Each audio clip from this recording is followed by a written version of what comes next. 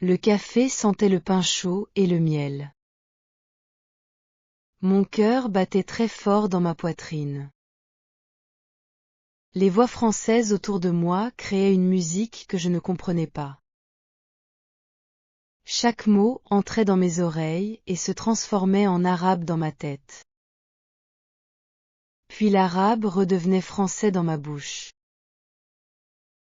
Ce processus prenait 3 secondes pour chaque phrase. 3 longues secondes pendant lesquelles les gens attendaient ma réponse avec des visages impatients. 3 secondes qui me séparaient du monde réel. Je vivais dans une prison invisible faite de dictionnaires et de grammaire. Mais ce matin-là, dans ce petit café de Rabat, quelque chose a cassé cette prison pour toujours. Était-ce un miracle ou simplement mon cerveau qui abandonnait enfin la lutte? Bonjour, mon ami. Je m'appelle Salma et j'ai 23 ans. Aujourd'hui, je vais te raconter mon histoire avec la langue française. Dis-moi dans les commentaires de quel pays tu regardes cette vidéo. Je suis très curieuse de savoir où sont mes amis dans le monde. Mon histoire a commencé il y a 5 ans, quand j'étais encore au lycée à Casablanca. Maintenant je pense directement en français sans traduire.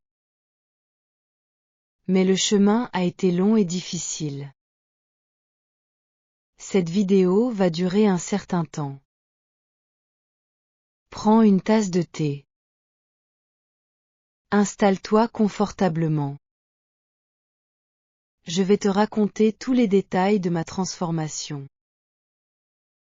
Les moments de joie. Les moments de désespoir. Les erreurs que j'ai faites. Les leçons que j'ai apprises. Tout ce que je vais partager vient de mon expérience personnelle. Ce ne sont pas des théories abstraites. Ce sont des stratégies que j'ai testées sur moi-même. Chapitre 1. Quand mon cerveau refusait de s'arrêter. Ma première erreur a duré exactement 4 ans. Cette erreur s'appelait la traduction mentale. Chaque fois que quelqu'un me parlait en français, mon cerveau faisait un travail fou. Les mots français entraient par mes oreilles et descendaient dans ma tête. Là, mon cerveau les transformait immédiatement en arabe. Je comprenais le sens en arabe. Puis je cherchais les mots français pour répondre. Mon cerveau traduisait ma pensée arabe en français. Ensuite je parlais enfin. Tout ce processus prenait plusieurs secondes. Mon ami, imagine que tu cours un marathon avec des chaussures trop petites. C'est exactement ce que je faisais avec le français. Je portais le poids de 2 langues en même temps. Ma tête était toujours fatiguée après une conversation de 10 minutes. Les gens pensaient que j'étais lente ou timide. En réalité, mon cerveau travaillait 3 fois plus que leur cerveau. Je traduisais constamment dans les 2 sens. C'était épuisant et douloureux. Au lycée, mes professeurs me disaient toujours la même chose. Ils répétaient que je devais pratiquer plus. Ils pensaient que mon problème venait d'un manque de vocabulaire. Alors j'ai acheté 5 dictionnaires différents. J'ai téléchargé cette application sur mon téléphone. J'ai écrit 3000 mots nouveaux dans mon cahier. Mais rien ne changeait vraiment. Je continuais à traduire chaque phrase dans ma tête. Mon vocabulaire grandissait, mais ma vitesse restait la même. Un jour, ma professeure de français a fait un test intéressant. Elle a chronométré notre temps de réponse en classe. Quand elle posait une question simple, mes camarades marocains répondaient en 2 secondes. Les élèves qui pensaient déjà en français répondaient en 1 seconde. Moi, je prenais 6 secondes en moyenne. 6 longues secondes pour traduire la question, penser la réponse, traduire ma pensée et parler. Ces chiffres m'ont fait très mal. Je me sentais lente et stupide. La nuit, je faisais des rêves étranges. Dans mes rêves, les gens parlaient français, mais je comprenais en arabe. Même pendant mon sommeil, mon cerveau ne se reposait pas. Il traduisait constamment. Je me réveillais fatiguée, comme si j'avais travaillé toute la nuit. Mon cerveau ne savait pas comment arrêter ce processus automatique. La traduction était devenue ma façon naturelle de fonctionner. Chapitre 2. Le moment où tout a changé. Mars 2020 a apporté un changement inattendu dans ma vie. Le coronavirus a fermé toutes les écoles au Maroc. Nous sommes tous restés à la maison pendant des mois. Au début, j'étais contente de ne plus aller en classe.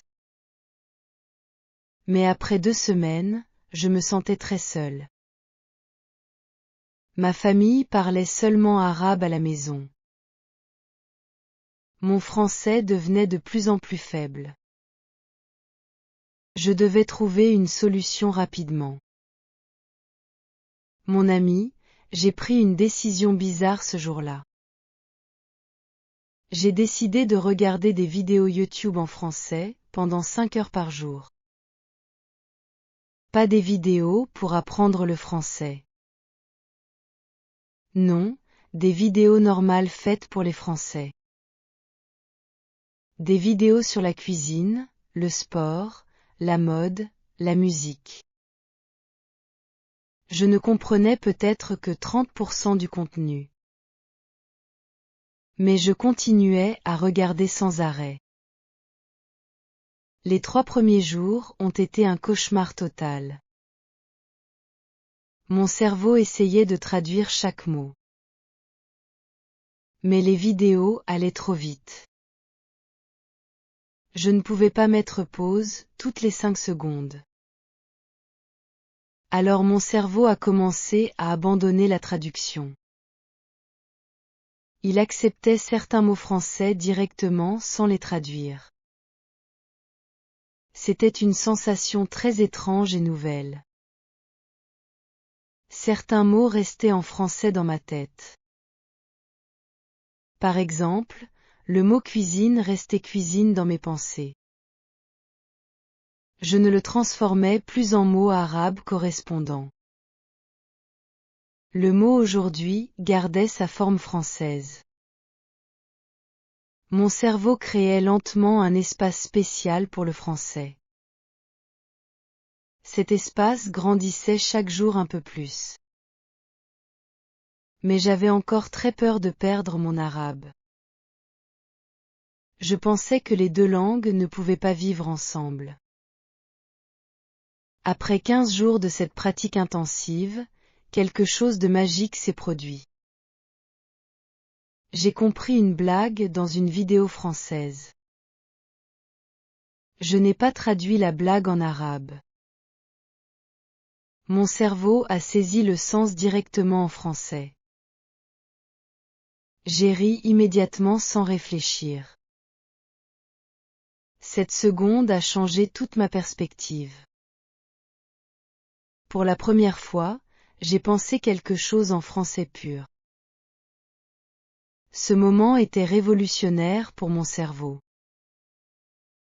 La blague jouait sur un jeu de mots français. Ce type d'humour est impossible à traduire littéralement. Pour comprendre, mon cerveau devait penser en français. Il n'avait pas le choix. Et miraculeusement, il a réussi. Cette réussite m'a donné une confiance énorme. Si je pouvais comprendre l'humour, je pouvais tout comprendre. J'ai commencé à chercher activement des vidéos amusantes. Les comédiens français devenaient mes nouveaux professeurs. Ils parlaient rapidement avec beaucoup d'expressions idiomatiques. Au début, je ne comprenais peut-être que 40% de leurs blagues. Mais ce pourcentage augmentait chaque semaine. L'humour forçait mon cerveau à penser différemment. Il ne pouvait plus s'appuyer sur la traduction directe. Chapitre 3. Pourquoi mon dictionnaire m'a trahi? Mon ami, laisse-moi te parler de ma relation toxique avec les dictionnaires.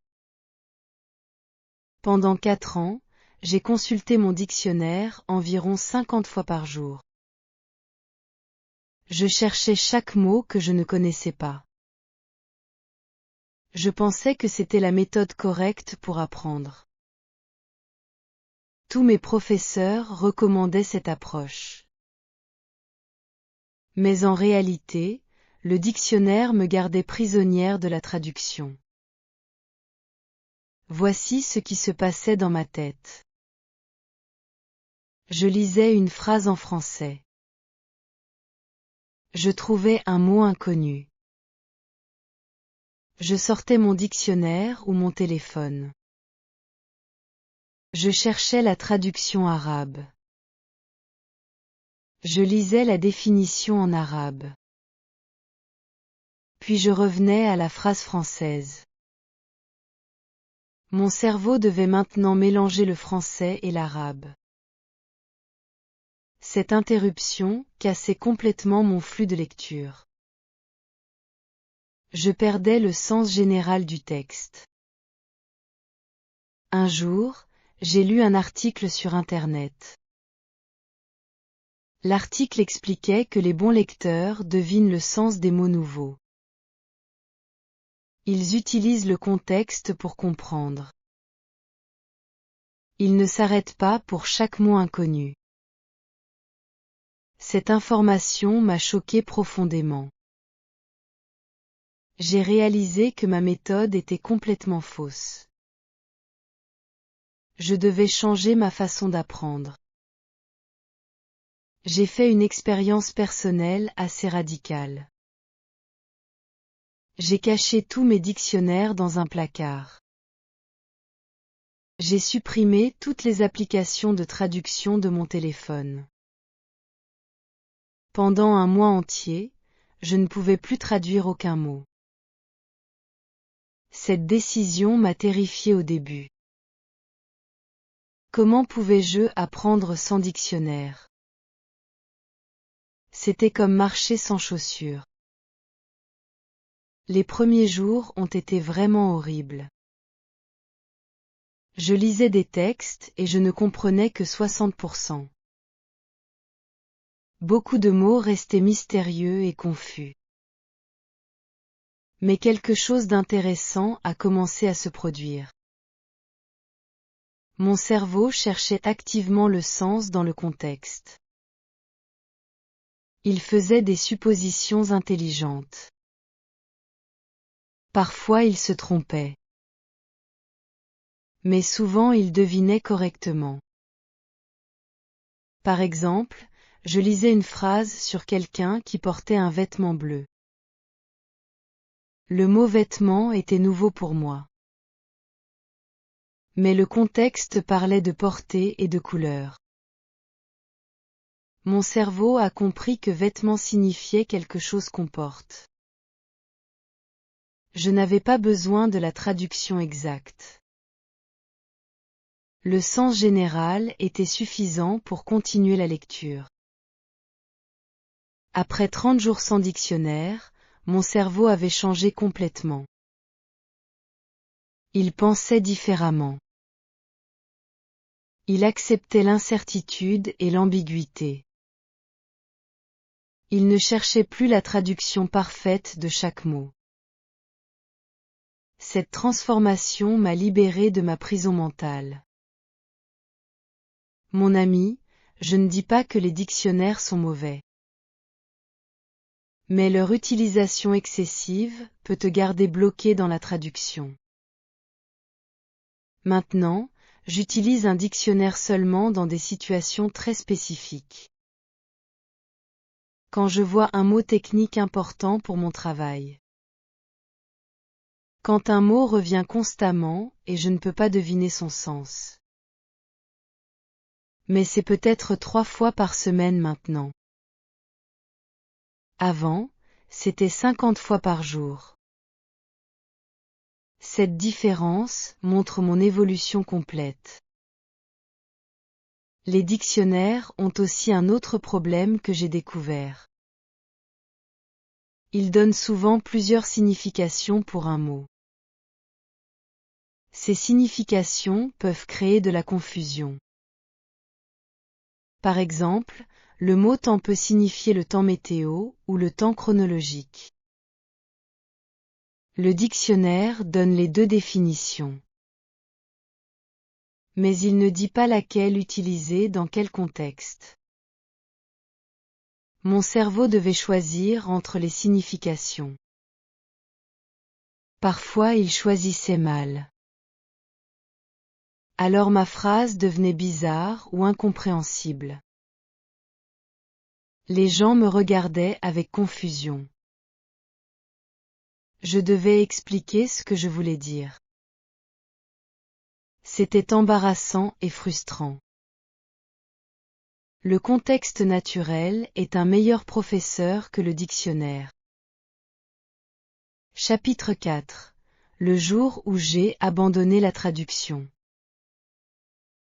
Le 15 juin 2020 restera toujours dans ma mémoire. Ce jour-là, j'ai pris la décision la plus importante de mon voyage linguistique. J'ai décidé d'arrêter complètement de traduire dans ma tête. Cette décision ne venait pas d'un livre ou d'un professeur. Elle venait de ma propre frustration et épuisement. Mon ami, j'étais assise dans ma chambre à Casablanca. Le soleil entrait par la fenêtre et chauffait mon visage. J'avais mon cahier devant moi avec 3000 mots traduits. Chaque mot avait sa traduction arabe à côté. J'ai regardé ce cahier pendant longtemps. Puis j'ai compris quelque chose de terrible. Ces traductions ne m'aidaient pas du tout. Elles me gardaient attachée à l'arabe. J'ai pris une page vide dans mon cahier. J'ai écrit une règle nouvelle en gros caractères. La règle disait simplement, ne jamais traduire. À partir de ce moment, je devais penser directement en français. Si je ne connaissais pas un mot, je devais le deviner. Si je ne comprenais pas une phrase, je devais continuer. Mon cerveau devait apprendre à vivre dans le français pur. Les premiers jours de cette nouvelle méthode ont été très difficiles. Mon cerveau voulait automatiquement traduire. C'était comme une habitude impossible à casser. Quand quelqu'un disait bonjour, mon cerveau traduisait encore en arabe. Quand je lisais le mot chat, mon cerveau cherchait encore le mot arabe. Cette lutte interne me rendait folle. Mais j'ai tenu bon avec ma nouvelle règle. Chaque fois que mon cerveau traduisait, je l'arrêtais consciemment. Je me concentrais sur le mot français lui-même. Je répétais le mot plusieurs fois dans ma tête. Je créais des images mentales liées au mot. Lentement, le mot commençait à exister seul sans traduction. Par exemple, le mot chien devenait une image directe dans ma tête. Je voyais un chien réel. Je n'avais plus besoin du mot arabe entre l'image et le mot français. Cette connexion directe changeait tout. Mon cerveau créait un nouveau système de pensée. Un système qui fonctionnait seulement en français. Après une semaine de cette pratique, j'ai remarqué quelque chose d'extraordinaire. Mes temps de réponse devenaient plus rapides. Quand quelqu'un me posait une question en français, je répondais en 3 secondes maintenant. Avant, je prenais 6 secondes.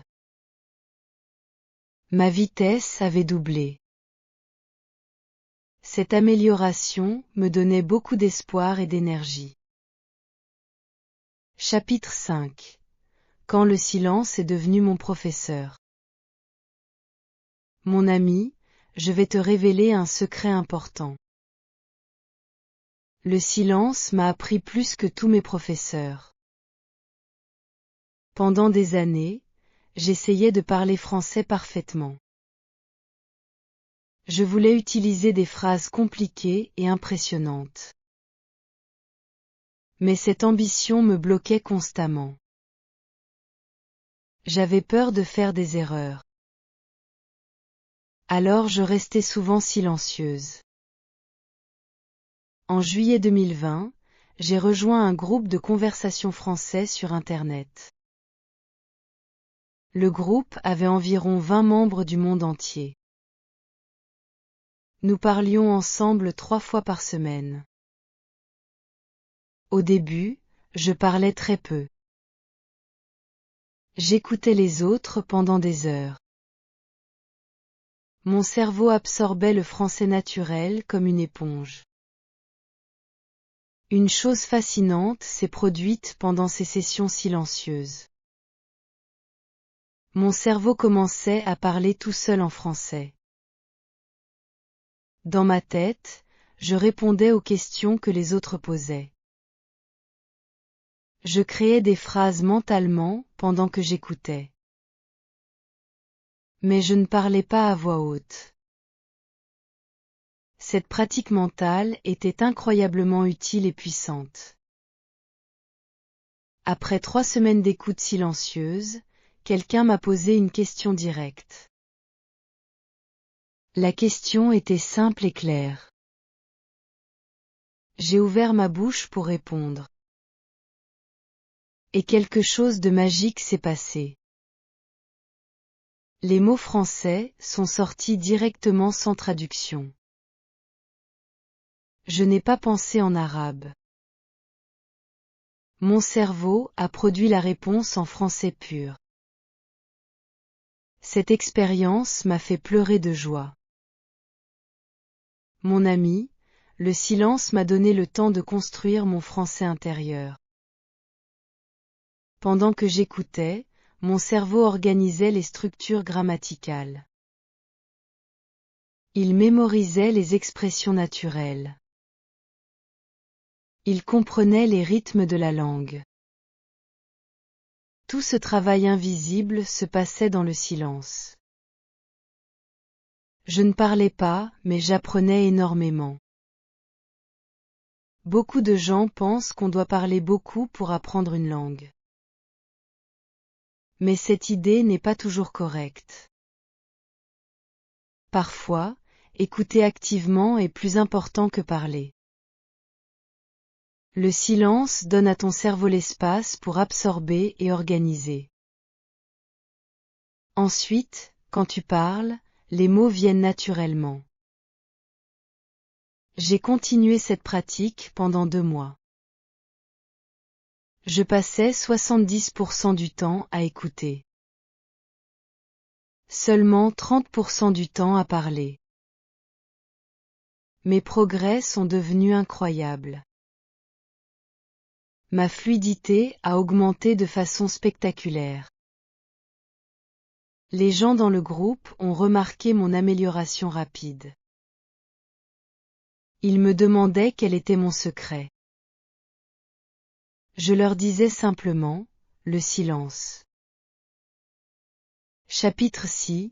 L'erreur qui m'a sauvé. Mon ami, laisse-moi te raconter l'erreur la plus embarrassante de ma vie. Cette erreur a changé complètement ma façon d'apprendre le français.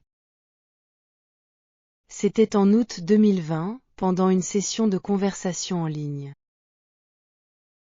J'essayais d'impressionner tout le monde avec mon vocabulaire sophistiqué. Je voulais dire que j'étais excitée pour le week-end. Mais j'ai utilisé le mauvais mot français. J'ai dit quelque chose qui avait un sens très différent et inapproprié. Tout le monde dans le groupe est devenu silencieux. Puis quelqu'un a ri doucement. Une autre personne a expliqué gentiment mon erreur. Mon visage est devenu rouge comme une tomate. Cette erreur m'a fait comprendre quelque chose d'important. J'utilisais des mots que je ne comprenais pas vraiment. Je les prenais directement du dictionnaire sans contexte. Je ne savais pas quand ou comment les utiliser. Mon vocabulaire était grand mais superficiel. Je connaissais beaucoup de mots, mais pas profondément. Après cette expérience horrible, j'ai changé ma stratégie complètement. J'ai décidé d'apprendre moins de mots mais mieux. Au lieu de mémoriser 50 mots par jour, j'en apprenais seulement 5. Mais je comprenais vraiment ces 5 mots. Je les voyais dans différents contextes. Je les entendais dans des phrases naturelles. Je les utilisais correctement dans mes conversations. Mon ami, cette approche était beaucoup plus lente au début. Mes camarades apprenaient plus de mots que moi. Ils avaient des listes plus longues et impressionnantes. Mais après 3 mois, quelque chose d'intéressant s'est produit. Je pouvais utiliser mes mots correctement. Eux faisaient beaucoup d'erreurs avec leurs mots. La qualité avait gagné contre la quantité. J'ai aussi arrêté d'essayer d'impressionner les autres avec mon français. Je me concentrais simplement sur la communication claire. Si je ne connaissais pas un mot sophistiqué, j'utilisais des mots simples. Si je ne pouvais pas faire une phrase compliquée, j'en faisais 2 simples.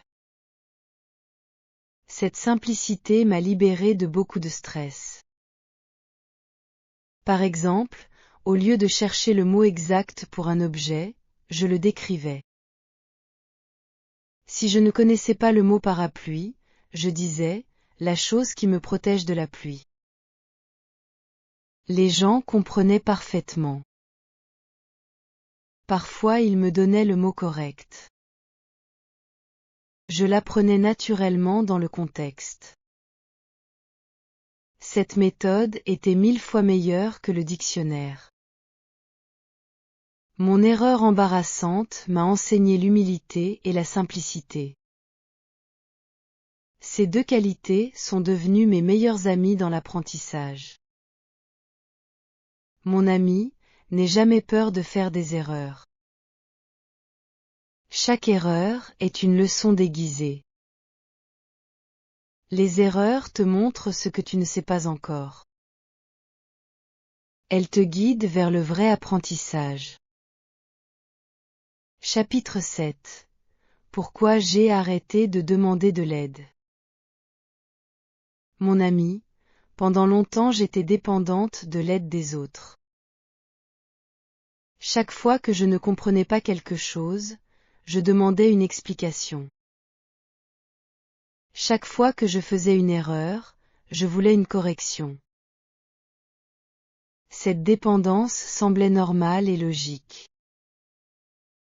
Après tout, comment peut-on apprendre sans aide? Mais en septembre 2020, j'ai réalisé quelque chose d'important. Demander trop d'aide me rendait passive dans mon apprentissage. Je ne cherchais pas les réponses moi-même. Je ne réfléchissais pas profondément au problème. Mon cerveau attendait simplement que quelqu'un lui donne la solution. Cette passivité ralentissait énormément mes progrès. J'ai décidé de changer cette habitude dangereuse. Quand je ne comprenais pas un mot, j'essayais de le deviner pendant 5 minutes. Je regardais le contexte attentivement. Je pensais aux mots similaires. Je faisais des hypothèses logiques. Seulement après ces efforts, je demandais de l'aide. Ce processus était difficile mais très efficace. Mon cerveau a commencé à devenir plus actif et intelligent. Il cherchait des solutions au lieu d'attendre. Il faisait des connexions entre différents mots. Il développait ses propres stratégies de compréhension. Cette activité mentale renforçait vraiment mon apprentissage. Les choses que je découvrais moi-même restaient dans ma mémoire. Par exemple, j'ai découvert le mot bibliothèque tout seul. Je lisais un texte sur un endroit avec beaucoup de livres. Les gens allaient là pour emprunter et lire. Mon cerveau a fait le lien logique. Bibliothèque devait être le lieu des livres. Cette découverte personnelle m'a donné beaucoup de satisfaction. Le mot est resté gravé dans ma mémoire. Quand quelqu'un me donnait la réponse directement, je l'oubliais souvent rapidement. Mais quand je découvrais la réponse moi-même, elle restait pour toujours. Cette différence est énorme et importante. L'apprentissage actif crée une mémoire forte. L'apprentissage passif crée une mémoire faible. J'ai aussi arrêté de demander des corrections constantes. Avant, je voulais que chaque erreur soit corrigée immédiatement. Cette habitude interrompait mes conversations. Elle me rendait anxieuse et nerveuse. Les gens avaient peur de parler avec moi. Ils pensaient que je voulais un professeur et non un ami. Mon ami, j'ai appris à accepter mes erreurs temporaires. Je savais que mon cerveau les corrigerait naturellement avec le temps. Si j'entendais la forme correcte assez souvent, mon cerveau l'adopterait automatiquement. Je n'avais pas besoin de corrections explicites pour tout. La langue s'acquiert naturellement par exposition et pratique. Cette approche m'a libéré d'un grand stress. Avant, chaque conversation était un test constant. J'avais peur de faire des erreurs.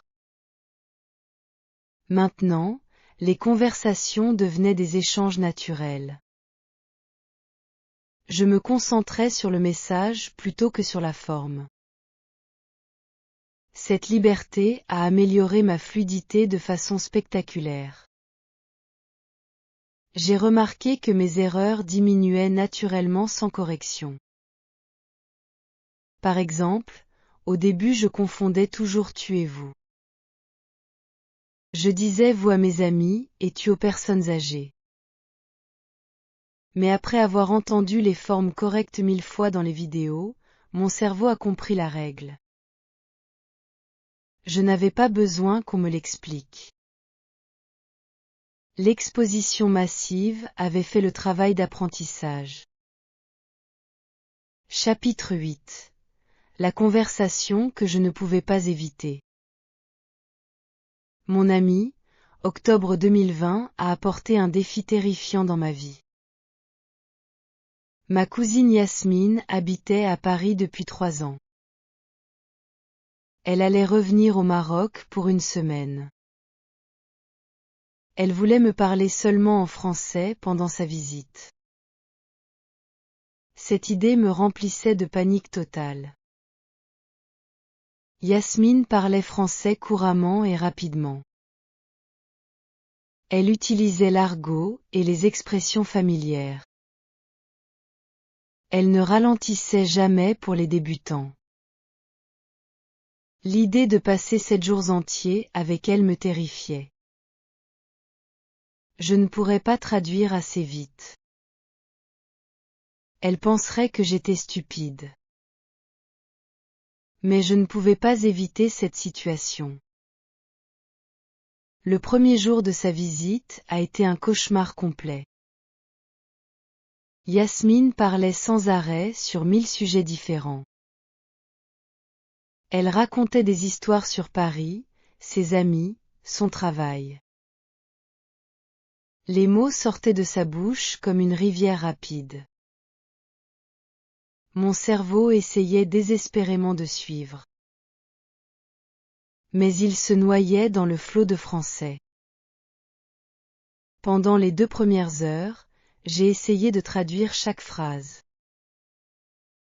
Mon cerveau travaillait comme un ordinateur surchauffé. Il traduisait, comprenait, traduisait, formulait, traduisait, parlait.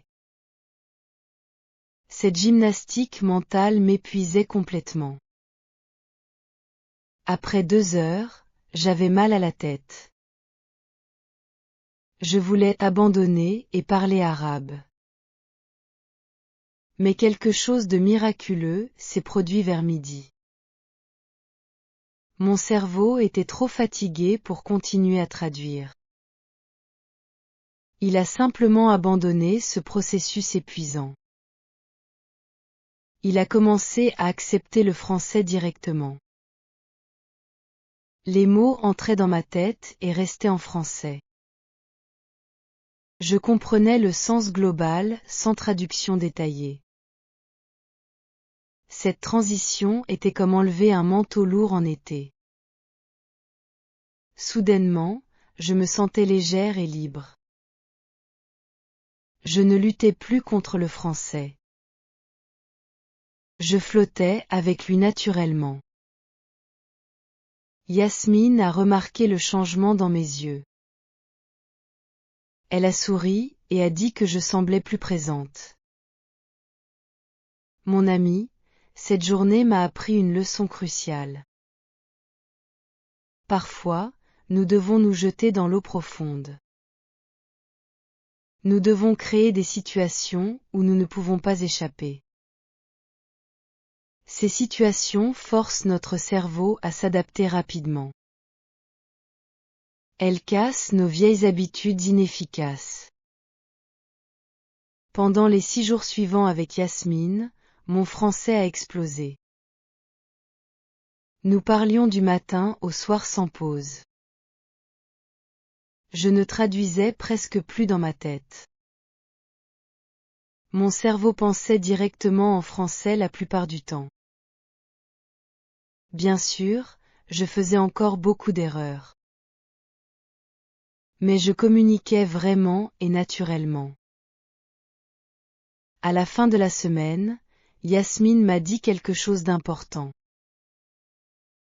Elle a remarqué que je ne faisais plus de pauses longues avant de répondre. Mes réponses venaient rapidement et spontanément. Mon français n'était pas parfait, mais il était vivant. Cette observation m'a rempli de fierté et de joie. Chapitre 9. Quand mes pensées sont devenues françaises. Mon ami, novembre 2020, a marqué le tournant définitif de mon voyage. Un matin, je me suis réveillée et j'ai pensé quelque chose de banal. Cette pensée était « Il fait froid aujourd'hui ». Mais la chose extraordinaire était que je l'avais pensée directement en français. Mon cerveau n'avait pas utilisé l'arabe du tout. Cette expérience m'a choqué profondément. J'ai passé toute la journée à observer mes pensées. Combien étaient en français? Combien en arabe? J'ai découvert qu'environ 20% de mes pensées étaient maintenant en français. Ces pensées concernaient surtout des choses simples. La nourriture, le temps, mes activités quotidiennes. Les pensées complexes et émotionnelles restaient encore en arabe. Quand j'étais triste ou en colère, je pensais en arabe. Quand je réfléchissais à des problèmes profonds, j'utilisais l'arabe. Mais les pensées quotidiennes banales commençaient à se faire en français. Cette division était fascinante et encourageante. J'ai commencé à encourager activement cette tendance. Chaque matin, je me forçais à penser en français. Je me disais, je vais prendre mon petit déjeuner maintenant. Puis, j'ai besoin de me brosser les dents. Ces phrases simples créaient une habitude mentale nouvelle. Mon cerveau s'entraînait à fonctionner en français. Au début, cette pratique demandait beaucoup d'efforts et de concentration.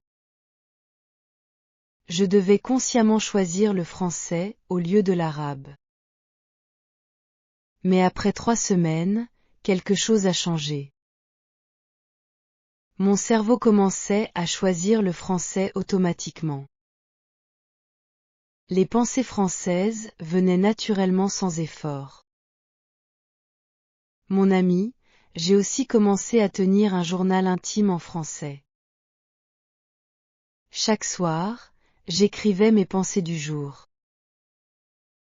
Au début, mes phrases étaient très simples. J'écrivais « Aujourd'hui j'ai mangé du couscous ». J'ai regardé la télévision. J'ai parlé avec ma mère. Mes descriptions étaient basiques et limitées. Mais lentement, mes pensées écrites devenaient plus profondes et complexes. Après 2 mois, j'écrivais sur mes émotions en français. Je décrivais ma tristesse, ma joie, mes peurs. Ces sentiments profonds existaient maintenant dans les 2 langues. Mon français devenait une vraie langue de pensée et non seulement de communication. En décembre 2020, j'ai remarqué quelque chose d'étonnant. Pendant mes rêves, les gens parlaient parfois français. Au début, c'était seulement dans 10% de mes rêves. Mais ce pourcentage augmentait chaque semaine. Mon subconscient adoptait le français progressivement. Cette transformation invisible prouvait que le changement était réel et profond. Chapitre 10. Le prix de la traduction parfaite. Mon ami, je vais te parler maintenant du côté sombre de mon obsession avec la perfection. Pendant mes premières années d'apprentissage, je voulais traduire parfaitement chaque pensée. Si je pensais quelque chose de complexe en arabe, je voulais l'exprimer exactement en français. Cette ambition me causait beaucoup de frustration. Voici le problème avec cette approche.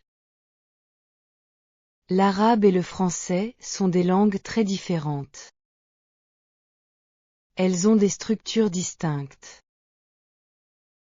Elles organisent les pensées de façons uniques. Certaines idées existent facilement en arabe, mais difficilement en français. Essayer de traduire parfaitement était souvent impossible. Par exemple, l'arabe a des expressions pour la famille très spécifiques. Nous avons des mots différents pour l'oncle paternel et l'oncle maternel. En français, il y a seulement le mot oncle. Quand je voulais expliquer cette nuance, je devais utiliser plusieurs phrases. Ma traduction devenait longue et compliquée. Cette difficulté me frustrait énormément. Je pensais que mon français était faible. En réalité, le problème n'était pas ma compétence linguistique. Le problème était mon approche. Je forçais le français à être comme l'arabe. Je ne respectais pas sa nature unique et différente. En janvier 2021, j'ai eu une révélation importante. J'ai compris que je devais penser différemment en français. Au lieu de traduire mes pensées arabes, je devais créer de nouvelles pensées françaises. Ces pensées devaient naître directement en français. Elles devaient respecter la logique de la langue française. Mon ami, cette idée a complètement transformé mon approche. Maintenant, quand je voulais exprimer quelque chose, je ne pensais plus en arabe d'abord. Je réfléchissais directement en français. Comment un Français exprimerait-il cette idée? Quels mots utiliserait-il naturellement? Cette méthode produisait un français beaucoup plus naturel. Par exemple, au lieu de traduire, mon oncle du côté de mon père est venu hier. Je pensais directement, mon oncle paternel est venu hier. Ou simplement, mon oncle est venu hier. Je laissais tomber les détails qui n'étaient pas essentiels. Le français n'a pas besoin de toutes les nuances de l'arabe. Cette simplification m'a libéré d'un grand poids. Je n'essayais plus de forcer deux langues ensemble. Je les laissais exister séparément dans ma tête. L'arabe pour certaines situations. Le français pour d'autres situations. Chaque langue dans son propre espace mental. Abandonner la traduction parfaite était comme abandonner un rêve impossible. Au début, je me sentais un peu triste. Je pensais que je perdais quelque chose. Mais en réalité, je gagnais quelque chose de plus précieux. Je gagnais la liberté de penser vraiment en français. Je gagnais l'authenticité linguistique. Chapitre 11. Pourquoi j'ai supprimé mon application. Mon ami, laisse-moi te raconter la décision la plus difficile de mon voyage linguistique. En février 2021, j'ai supprimé définitivement mon application de traduction préférée. Cette application m'avait accompagné pendant 4 ans. Elle était comme une vieille amie. Mais elle était aussi une chaîne qui me gardait prisonnière. Cette application avait une fonction très pratique. Je pouvais photographier du texte français. L'application le traduisait instantanément en arabe. Cette facilité était séduisante et addictive.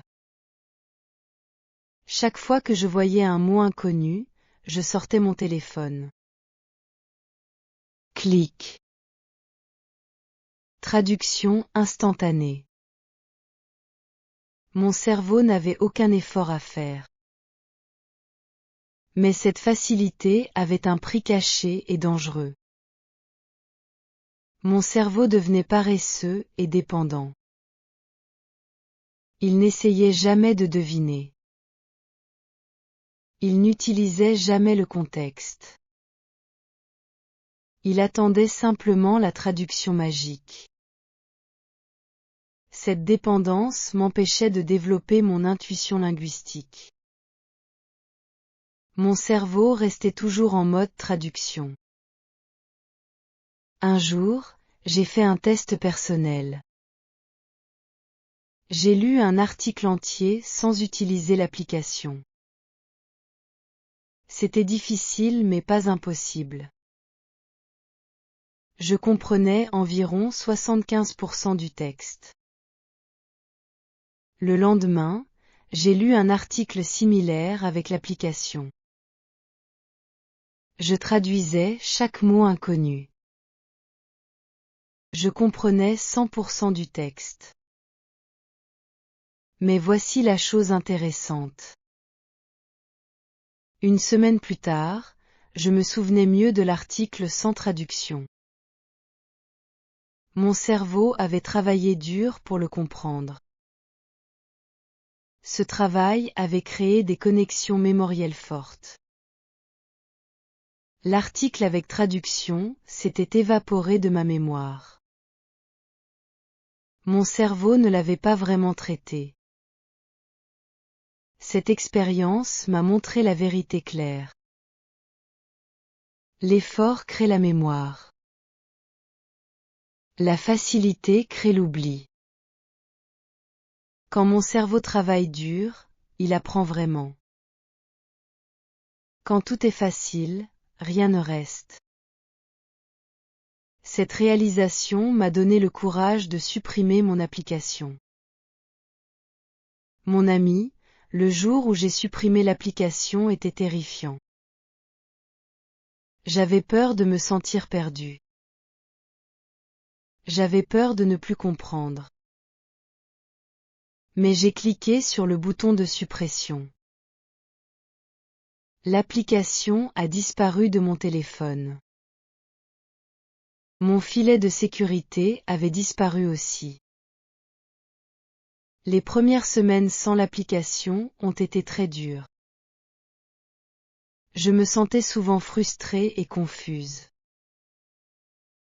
Beaucoup de mots restaient mystérieux.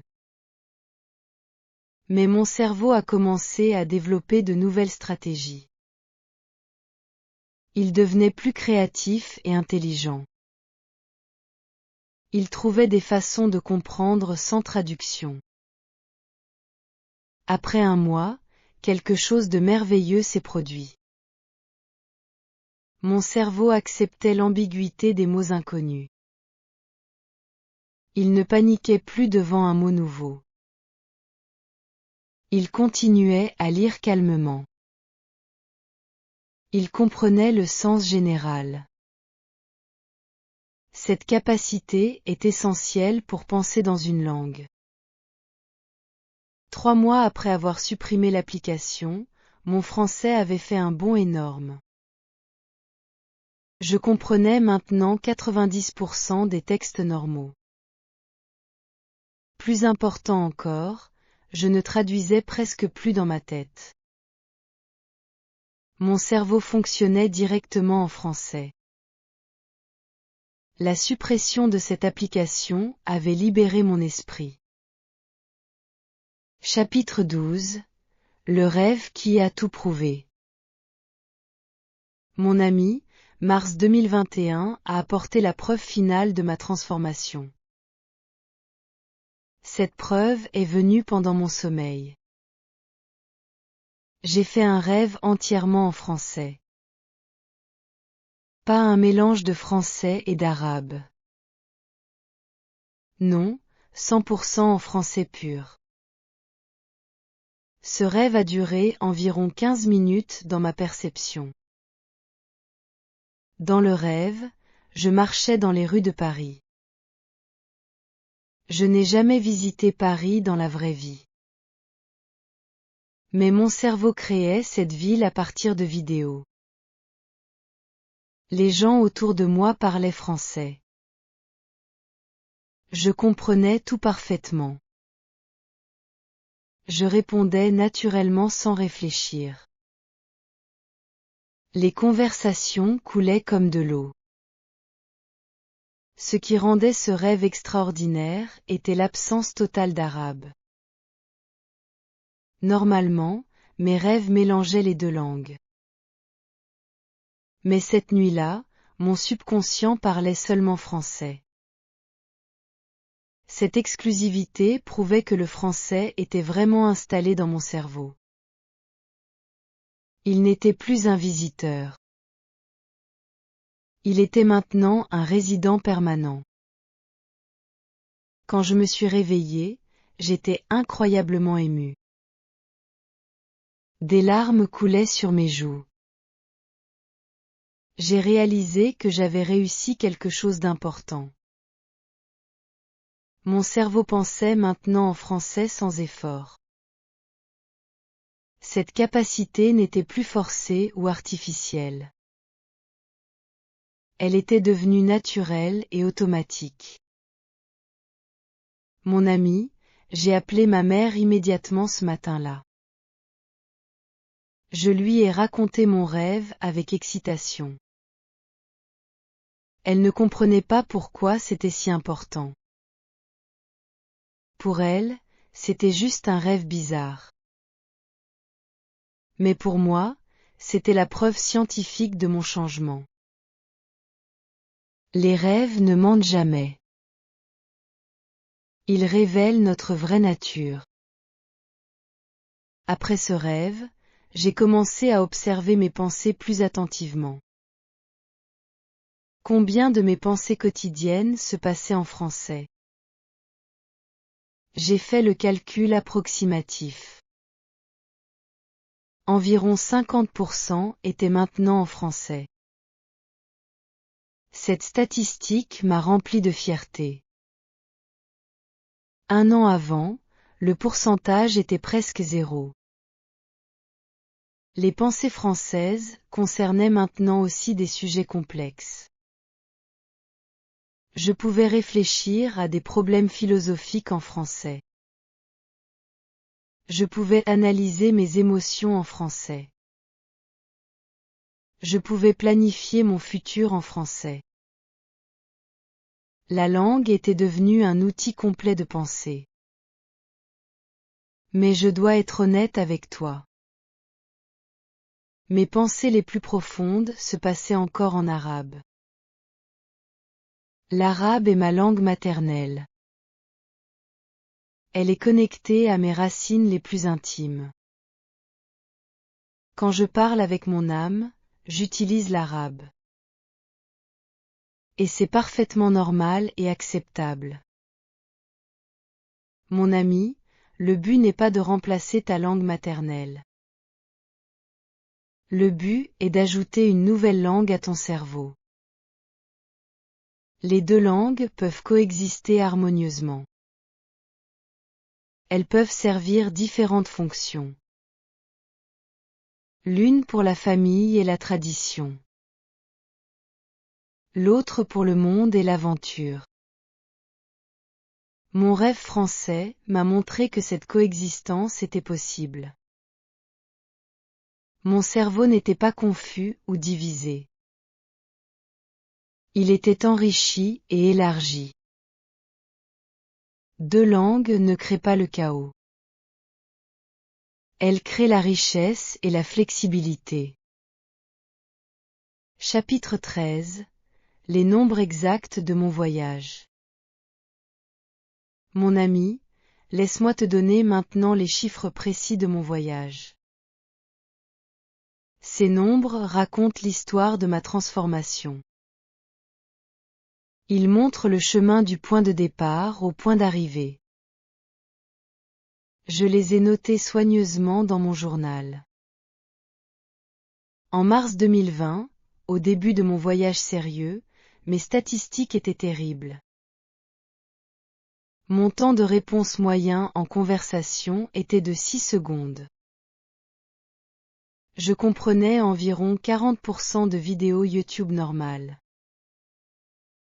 Je connaissais environ 1500 mots français. Je pensais en français, 0% du temps. Après 3 mois d'immersion intense et de pratique, les chiffres ont commencé à changer. En juin 2020, mon temps de réponse était descendu à 4 secondes. Je comprenais 60% des vidéos YouTube. Mon vocabulaire avait grandi à 2000 mots. Mes pensées françaises représentaient 10% de mes pensées totales. Septembre 2020 a marqué une amélioration spectaculaire. Mon temps de réponse était maintenant de 3 secondes. La compréhension des vidéos atteignait 75%. Je connaissais 3000 mots actifs. 20% de mes pensées se passaient en français. En décembre 2020, après la semaine intensive avec ma cousine Yasmine, les résultats ont explosé. Mon temps de réponse était tombé à 2 secondes. Je comprenais 85% des vidéos normales. Mon vocabulaire atteignait 4000 mots. Mes pensées françaises représentaient 40% du total.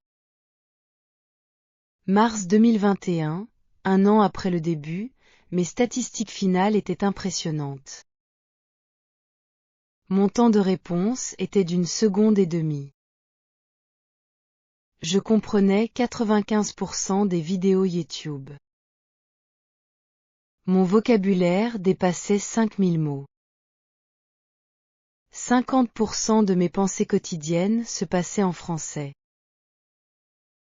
Mon ami, ces nombres racontent une histoire de persévérance et d'adaptation. Chaque mois apportait des progrès mesurables. Mais les progrès n'étaient pas linéaires.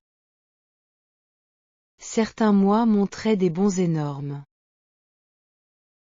D'autres mois semblaient stagner. Cette irrégularité est normale dans l'apprentissage. Le nombre le plus important pour moi était le pourcentage de pensées françaises. Ce chiffre montrait que mon cerveau changeait vraiment. La traduction mentale diminuait progressivement. La pensée directe augmentait régulièrement. C'était exactement le changement que je cherchais. J'ai aussi compté combien de fois je consultais le dictionnaire. En mars 2020, je l'utilisais environ 50 fois par jour. En mars 2021, seulement 5 fois par jour. Cette réduction de 90% prouvait mon indépendance croissante. Mon cerveau devinait maintenant les mots inconnus. Le temps total investi dans le français a été énorme. Entre mars 2020 et mars 2021, j'ai passé environ 1000 heures d'exposition. Cela représente 3 heures par jour en moyenne. Certains jours atteignaient 6 heures. D'autres jours seulement 1 heure. Mais la consistance était la clé. Ces 1000 heures se divisaient de façon intéressante. 300 heures d'écoute passive de vidéos. 200 heures de lecture active. 200 heures de conversation avec des natifs. 100 heures d'écriture dans mon journal. 200 heures d'écoute de podcast. Cette variété gardait mon apprentissage vivant. Chapitre 14. Les moments où je voulais abandonner. Mon ami, je ne veux pas te mentir. Mon voyage n'était pas toujours beau et inspirant. Il y a eu des moments très sombres. Des moments où je voulais tout abandonner. Des moments où je pensais que je n'y arriverais jamais. Laisse-moi te raconter ces moments difficiles honnêtement. Le premier moment de désespoir est venu en avril 2020. J'avais pratiqué intensément pendant un mois. Mais je ne voyais aucune amélioration visible. Mon français semblait toujours terrible. Les gens ne me comprenaient pas. Je faisais des erreurs constantes. Cette stagnation apparente me déprimait profondément. J'ai pleuré pendant 2 heures ce jour-là. Je me demandais pourquoi je perdais mon temps. Peut-être que je n'avais pas le talent pour les langues. Peut-être que mon cerveau était trop vieux. Toutes ces pensées négatives remplissaient ma tête. Je voulais arrêter et retourner à ma vie confortable en arabe. Mais quelque chose m'a fait continuer. C'était l'entêtement peut-être. Ou peut-être la curiosité. Je me suis dit que j'essaierais encore un mois. Juste un mois de plus. Si rien ne changeait, j'abandonnerais. Cette promesse m'a donné l'énergie pour continuer. Le deuxième moment difficile est arrivé en juillet 2020. J'avais rejoint le groupe de conversation en ligne. Tous les autres participants parlaient mieux que moi. Ils utilisaient des phrases complexes. Ils riaient de blagues que je ne comprenais pas. Je me sentais stupide et inférieur. Mon ami, la comparaison est vraiment le voleur de la joie. Je comparais mon niveau à celui des autres constamment. Mais je ne voyais pas leur parcours complet. Peut-être qu'ils apprenaient depuis 10 ans. Peut-être qu'ils vivaient en France. Je ne connaissais pas leur histoire. Mais je me sentais quand même inadéquate. Cette comparaison toxique a failli me détruire. J'ai arrêté de participer au groupe pendant 2 semaines. Je me cachais dans ma chambre. Je regardais des vidéos en silence. Je perdais ma motivation et ma confiance. Mais heureusement, quelqu'un du groupe m'a envoyé un message. Cette personne s'appelait Rania et venait de Tunisie. Elle m'a dit qu'elle avait remarqué mes progrès. Elle m'a encouragé à revenir au groupe. Ces mots gentils ont rallumé ma flamme. J'ai réalisé que je progressais vraiment. Mais les progrès sont difficiles à voir quand on les vit. Le troisième moment sombre est venu en octobre 2020. J'étais fatiguée de l'effort constant. Chaque conversation demandait une concentration intense. Mon cerveau était toujours en alerte. Je n'avais jamais de repos linguistique. Cette fatigue mentale était écrasante et épuisante. J'ai pris une semaine de pause complète du français. Je parlais seulement arabe. Je regardais seulement des films arabes. Mon cerveau se reposait enfin. Cette pause était nécessaire et bénéfique. Parfois, nous devons nous éloigner pour revenir plus fort.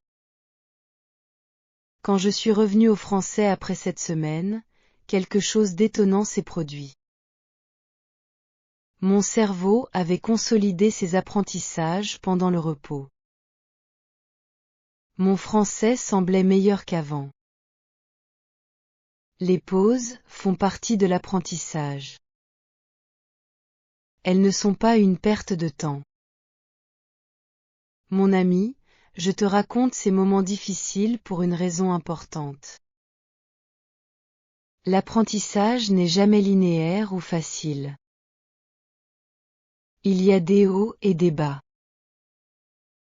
Des moments de joie et de désespoir. Cette réalité est normale. Tout le monde la vit. Tu n'es pas seul dans tes luttes. Chapitre 15. Comment ma famille a réagi. Mon ami, ma famille ne comprenait pas vraiment mon obsession avec le français. Pour eux, l'arabe était suffisant. Pourquoi passer tant de temps sur une autre langue? Cette incompréhension créait parfois des tensions et des conflits. Laisse-moi te raconter leurs réactions diverses. Ma mère était la plus inquiète. Elle me voyait passer des heures devant mon ordinateur. Elle pensait que je perdais mon temps. Elle voulait que je me concentre sur mes études universitaires. Le français était une distraction selon elle. Nous avons eu plusieurs disputes à ce sujet. Un jour, ma mère m'a dit quelque chose de blessant. Elle a dit que je voulais devenir française. Que j'abandonnais ma culture marocaine.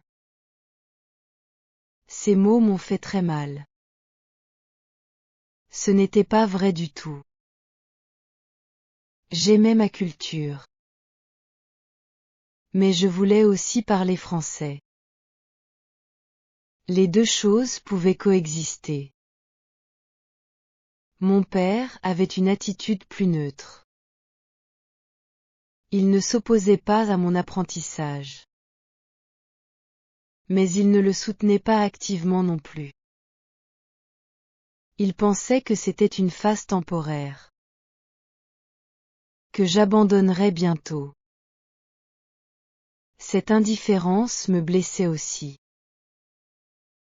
Je voulais qu'il soit fier de mes efforts. Ma petite sœur Amina était la seule à me soutenir. Elle avait 15 ans et admirait ma détermination. Elle me demandait souvent de lui apprendre des mots français. Nous pratiquions ensemble parfois. Son soutien était précieux et encourageant. Mon ami, le moment où ma famille a changé d'avis est arrivé en janvier 2021. Une voisine française est venue visiter notre quartier. Elle cherchait des directions pour un musée. Personne dans ma famille ne parlait français. Mais moi, j'ai pu l'aider facilement. J'ai donné à la voisine toutes les directions nécessaires. Nous avons parlé pendant 10 minutes. La conversation était naturelle et fluide. Ma famille observait avec des yeux grands ouverts. Ils ne savaient pas que mon français était devenu si bon. Après le départ de la voisine, ma mère m'a regardé différemment. Elle a vu que mon travail avait produit des résultats réels. Ce n'était pas juste une perte de temps. C'était une compétence utile et impressionnante. Son attitude a commencé à changer ce jour-là. Mon père a aussi changé sa perspective. Il a réalisé que le français pouvait m'ouvrir des opportunités. Peut-être que je pourrais travailler pour une entreprise internationale. Peut-être que je pourrais voyager en Europe. Ces possibilités l'excitaient et l'impressionnaient. Maintenant, ma famille me soutient complètement. Ma mère me laisse pratiquer sans interruption. Mon père pose des questions sur mes progrès. Amina apprend le français avec enthousiasme. Cette transformation familiale m'a donné beaucoup de bonheur. Mon ami, si ta famille ne comprend pas ta passion, sois patient. Montre-leur des résultats concrets. Ils changeront d'avis avec le temps. Les actions parlent plus fort que les mots. Continue ton chemin avec confiance. Chapitre 16. Les surprises que le français m'a données. Mon ami, apprendre le français m'a donné des cadeaux inattendus. Je pensais que j'apprendrais seulement une langue. Mais j'ai reçu tellement plus. Laisse-moi te raconter ces surprises merveilleuses qui ont enrichi ma vie. La première surprise était une confiance nouvelle en moi-même. Avant, je doutais de mes capacités. Je pensais que j'étais moyenne et ordinaire. Mais apprendre le français m'a prouvé quelque chose d'important. Si je pouvais maîtriser une langue étrangère, je pouvais accomplir n'importe quoi. Cette confiance s'est étendue à d'autres domaines de ma vie. J'ai commencé à essayer des choses nouvelles. J'ai rejoint un club de photographie. J'ai appris à cuisiner des plats italiens. Le français m'a montré que l'échec n'est pas permanent. C'est juste une étape vers le succès. La deuxième surprise était les amitiés internationales. Grâce au français, j'ai rencontré des gens du monde entier. Rania de Tunisie est devenue ma meilleure amie. Nous parlons chaque jour sur Internet. Sans le français, nous ne nous serions jamais rencontrés. J'ai aussi des amis en France, au Canada, en Belgique, au Sénégal. Ils m'ont ouvert des fenêtres sur leur culture. J'ai appris sur leur vie, leurs traditions, leurs rêves. Le français est devenu un pont entre les continents. Ce réseau humain est incroyablement précieux. La troisième surprise était l'accès à la culture francophone. Maintenant je peux lire des livres français dans l'original. Je peux regarder des films sans sous-titres. Je peux écouter de la musique et comprendre les paroles. Cette richesse culturelle a élargi mon monde. J'ai découvert des auteurs comme Albert Camus et Marguerite Duras. J'ai regardé des films de François Truffaut et Agnès Varda. J'ai écouté des chanteurs comme Stromae et Angèle. Toutes ces découvertes ont nourri mon âme. Elles m'ont rendue plus complète et cultivée. Mon ami, la quatrième surprise était un changement dans ma façon de penser. Le français m'a donné de nouvelles façons d'exprimer les idées. Certains concepts existent en français, mais pas en arabe. Ces concepts ont enrichi ma pensée et ma créativité. Par exemple, le mot dépaysement n'a pas d'équivalent exact en arabe. Il décrit le sentiment d'être dans un endroit nouveau. Ce mot a ajouté une nuance à ma compréhension du monde. Chaque langue offre des perspectives uniques. Le bilinguisme multiplie ces perspectives. La cinquième surprise était inattendue et émotionnelle. Le français m'a aidé à mieux comprendre l'arabe. En apprenant une autre langue, j'ai découvert la structure de ma langue maternelle. J'ai vu ses beautés et ses particularités. Mon amour pour l'arabe a grandi en apprenant le français. Mon ami, ces surprises continuent à venir chaque jour. Le français est un cadeau qui ne cesse de donner. Chaque conversation apporte quelque chose de nouveau. Chaque lecture enrichit ma vie. Je suis reconnaissante d'avoir persévéré dans ce voyage difficile. Chapitre 17. Mes conseils pour toi. Mon ami, maintenant je veux te donner des conseils pratiques.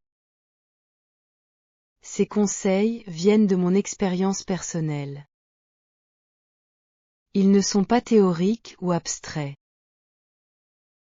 Ce sont des stratégies qui ont vraiment fonctionné pour moi. J'espère qu'elles t'aideront dans ton propre voyage. Conseil numéro 1. Arrête de traduire dès que possible. La traduction est une béquille temporaire. Tu dois l'abandonner pour marcher seul. Commence par les mots simples. Connecte-les directement à des images. Puis progresse vers des phrases complètes. Ce processus prend du temps, mais il est essentiel. Conseil numéro 2. Immerge-toi complètement dans la langue.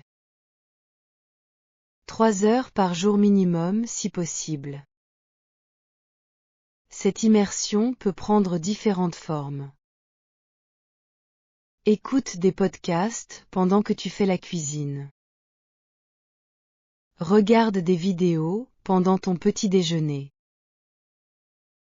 Lis avant de dormir.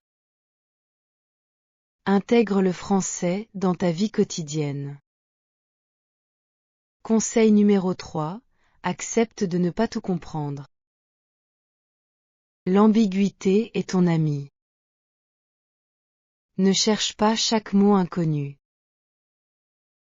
Devine son sens à partir du contexte. Ton cerveau développera une intuition linguistique puissante. Cette intuition est plus importante que la connaissance de 1000 mots. Conseil numéro 4. Parle dès le début même si c'est difficile. N'attends pas d'être parfait. La perfection n'existe pas. Commence avec des phrases simples. Fais des erreurs.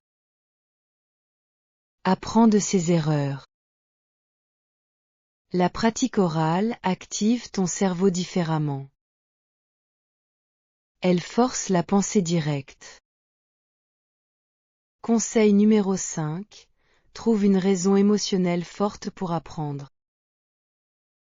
La motivation intellectuelle ne suffit pas.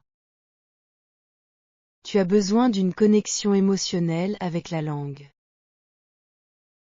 Peut-être que tu aimes la musique française. Peut-être que tu veux voyager en France. Cette passion te portera dans les moments difficiles. Conseil numéro 6. Sois patient avec toi-même. Les progrès prennent du temps. Certains jours seront excellents. D'autres jours seront horribles. Cette fluctuation est normale. Ne juge pas ton niveau sur une mauvaise journée. Regarde les tendances sur plusieurs mois. Conseil numéro 7. Crée des situations où tu ne peux pas échapper. Rejoins des groupes de conversation. Trouve un partenaire d'échange linguistique. Ces engagements sociaux te forceront à pratiquer. L'obligation externe est plus forte que la volonté personnelle. Mon ami, conseil numéro 8, varie tes sources d'apprentissage. N'utilise pas seulement des manuels scolaires. Regarde des youtubeurs français. Écoute des podcasts sur tes passions. Lis des blogs et des articles. Cette variété garde ton apprentissage vivant et intéressant. Conseil numéro 9. Observe tes pensées quotidiennes. Combien se passe dans ta langue cible? Ce pourcentage est le meilleur indicateur de progrès. Encourage consciemment les pensées en français. Traduis mentalement tes activités quotidiennes. Cette pratique est gratuite et toujours disponible. Conseil numéro 10. Célèbre chaque petite victoire. As-tu compris une blague? Célèbre. As-tu pensé quelque chose spontanément en français? Célèbre. Ces petits moments s'accumulent. Ils construisent ta confiance progressivement. L'apprentissage est un marathon et non un sprint. Chapitre 18. Où je suis maintenant. Mon ami, nous arrivons à la fin de mon histoire. Laisse-moi te dire où je suis maintenant en avril 2021. Mon français est devenu une partie naturelle de ma vie. Je ne me considère pas encore parfaitement bilingue. Mais je suis sur le bon chemin définitivement. Maintenant, je pense en français environ 60% du temps. Ce pourcentage varie selon les situations. Quand je suis avec ma famille, je pense en arabe. Quand je regarde des vidéos françaises, je pense en français. Mon cerveau change de langue automatiquement selon le contexte. Ma vitesse de réponse en conversation est maintenant d'1 seconde. C'est presque aussi rapide que ma vitesse en arabe. Les gens ne remarquent plus de pause avant mes réponses. Je parle naturellement et spontanément. Cette fluidité me remplit de fierté et de satisfaction. Je comprends maintenant 95% des vidéos YouTube normales. Les 5% qui manquent sont souvent de l'argot régional. Ou des références culturelles très spécifiques. Mais je comprends suffisamment pour profiter du contenu. C'est l'objectif principal finalement. Mon ami, j'ai commencé à donner des cours de français à des débutants. Cette expérience m'enseigne beaucoup sur mon propre apprentissage. Je vois mes anciens problèmes dans mes élèves. Je peux leur donner des conseils pratiques. Enseigner renforce aussi mes propres compétences. Je prévois de passer l'examen DELF B2 en juin 2021. Cet examen officiel confirmera mon niveau. Je suis un peu nerveuse mais confiante. Mes années de pratique intensive m'ont bien préparée. Le résultat sera une validation externe de mon voyage. Mes rêves pour le futur incluent visiter la France en personne. Je veux marcher dans les rues de Paris réellement. Je veux parler avec des Français dans leur environnement naturel. Ce voyage sera l'accomplissement de mon rêve linguistique. J'économise de l'argent chaque mois pour ce but. Je veux aussi apprendre une 3e langue éventuellement. Peut-être l'espagnol ou l'italien. Maintenant je connais le processus d'apprentissage. Je sais ce qui fonctionne pour moi. Cette connaissance rendra le prochain apprentissage plus facile. Chaque langue devient plus simple que la précédente. Mon ami, le français a transformé ma vie de façons inattendues. Il m'a donné confiance, amis, opportunités, perspectives. Mais surtout, il m'a montré ma propre force.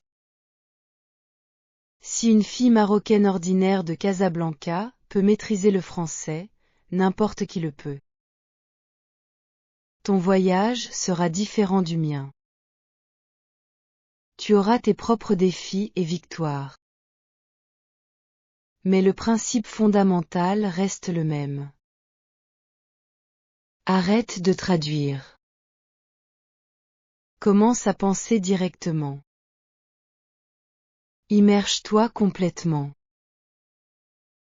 Sois patient et persévérant. Le succès viendra avec le temps. Conclusion. Mon ami, nous sommes arrivés à la fin de cette longue histoire. Merci d'avoir écouté mon voyage personnel. J'espère que mes expériences t'ont inspiré ou aidé. Si tu as des questions, écris-les dans les commentaires. Je répondrai personnellement à chacune d'elles. N'oublie pas de me dire de quel pays tu regardes cette vidéo. Je suis très curieuse de savoir où sont mes nouveaux amis. Peut-être que nous parlons tous français ensemble maintenant. Cette pensée me rend très heureuse. Le message principal de mon histoire est simple mais puissant. Tu dois arrêter de traduire pour commencer à penser. La traduction est une barrière invisible. Elle sépare ton cerveau de la vraie langue. Quand tu casses cette barrière, tout devient possible. Mon voyage a pris 1 an de pratique intensive. Ton voyage peut être plus court ou plus long. Cela dépend de ton temps et de ton engagement. Mais je te promets que c'est possible. Des milliers de personnes l'ont fait avant toi. Tu peux le faire aussi. La première étape commence aujourd'hui. Pas demain. Pas la semaine prochaine. Aujourd'hui.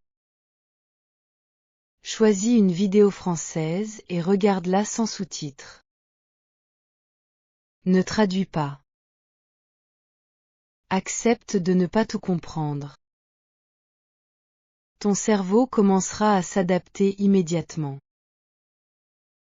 Commence petit si tu as peur. Regarde une vidéo de 5 minutes seulement.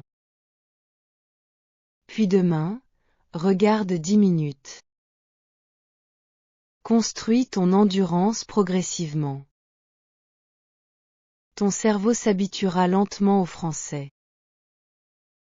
La peur diminuera avec chaque exposition.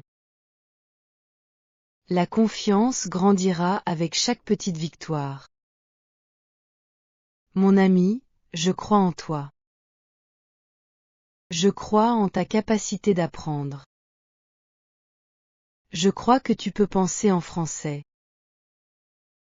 Ce n'est pas magique. C'est scientifique. Ton cerveau est conçu pour apprendre des langues. Il a juste besoin de la bonne méthode. Laisse tomber tes peurs. Abandonne ta perfection. Accepte les erreurs. Plonge dans l'incertitude. L'autre côté de cette incertitude est la fluidité. La liberté de penser dans une nouvelle langue. Ce cadeau vaut chaque moment difficile. Souviens-toi que chaque expert était autrefois un débutant. Chaque personne bilingue a commencé par ne rien comprendre. La différence entre eux et les autres était la persévérance. Ils ont continué quand c'était difficile. Ils ont cru en eux-mêmes quand personne ne croyait. Maintenant c'est ton tour de faire pareil.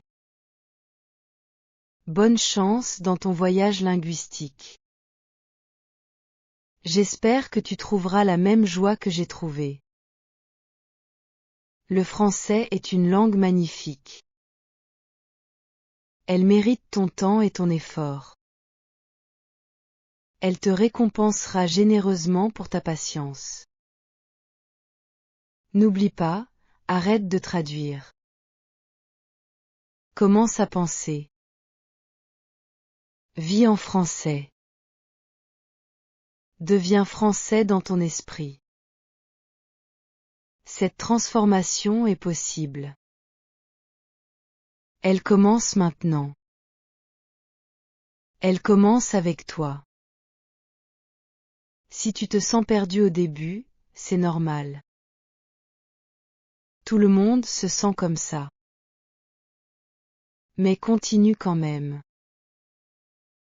Un jour, peut-être dans 6 mois ou 1 an, tu te retourneras en arrière. Tu verras combien de chemins tu as parcouru. Ce moment te remplira de fierté. Tu comprendras que chaque jour difficile valait la peine. Au revoir mon ami. Ou plutôt, à bientôt. Car nous nous retrouverons dans les commentaires. Nous partagerons nos expériences. Nous nous encouragerons mutuellement. La communauté des apprenants de français est grande et généreuse. Merci de m'avoir écouté. Merci d'avoir partagé ce voyage avec moi. Maintenant va et commence ton propre voyage. Dans 1 an, tu raconteras ton histoire. Et cette histoire inspirera quelqu'un d'autre. C'est le cercle magnifique de l'apprentissage. Avant de partir, laisse-moi te donner un dernier conseil important. Trouve ta propre méthode. Ce qui a fonctionné pour moi peut ne pas fonctionner pour toi. Nous sommes tous différents. Expérimente avec différentes approches.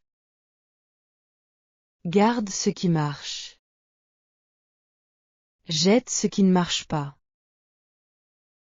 Ton chemin sera unique et personnel.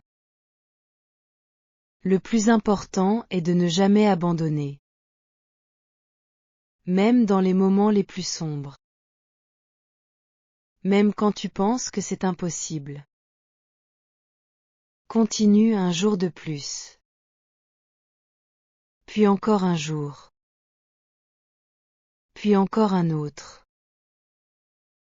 Les petits pas constants créent de grands voyages. La persévérance bat toujours le talent naturel.